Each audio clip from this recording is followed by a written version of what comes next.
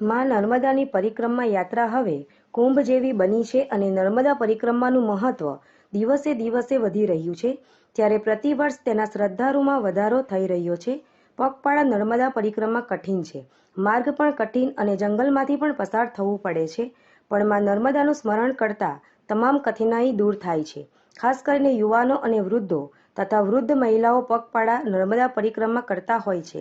આજે આ પરિક્રમામાં નાના બાળકો પણ પગપાળા માં નર્મદાનો સાક્ષાત્કાર કરવા નીકળ્યા છે. ત્યારે 12 પરિક્રમાવાસીઓ નર્મદે હરના જાપ સાથે માં નર્મદાની પરિક્રમા કરવા નીકળ્યા છે.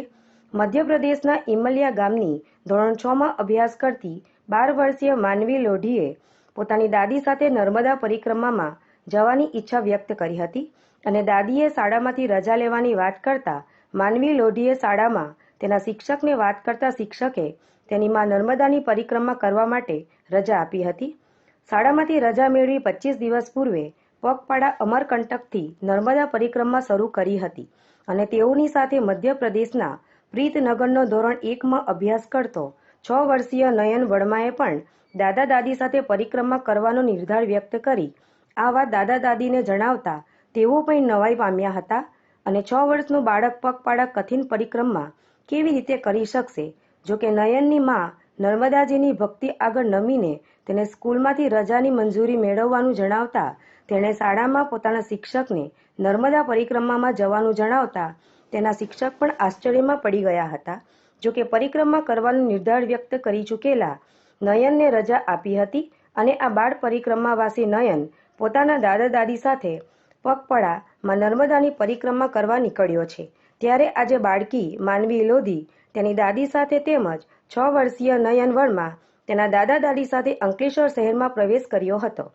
તેઓ શહેરના મુખ્ય માર્ગ ઉપર નર્મદે હરના જાપ સાથે પસાર થઈ રામકુંડ તીર્થધામ ખાતે આવી પહોંચ્યો હતો અને રામકુંડ ખાતે રોકાણ કરી પ્રથમ ચરણના અંત ભાગ સુધી રવાના થયા હતા. ત્યારે દાદા દાદી સાથે શ્રવણકુમાર બનેલા આ બાળ ભક્તોના માતા પિતા પણ ધન્ય છે કે તેઓ બાળકોને આ આધ્યાત્મિક યાત્રા પર મોકલ્યા છે. नाम मानवी लोधी, मैं ग्राम इमलिया की हूँ, जिला नरसिंहपुर से 6वीं की छात्रा हूँ। दादी के साथ परिक्रमा आई हूँ। तो स्कूल में कैसे छुट्टी ली? मैंने स्कूल में छुट्टी ली, टीचर ने छुट्टी दे दी कि आप चली जाओ। मेरा नाम नानकराम वर्मा है।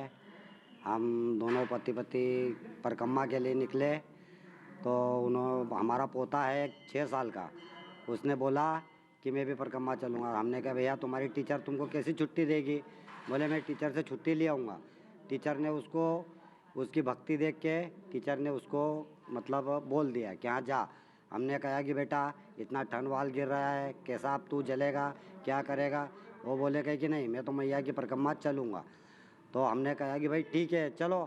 तो हमारे साथ पैदल पैदल परिक्रमा चल रहा है। Dharmesh Patel, RN news, Ankleshwar.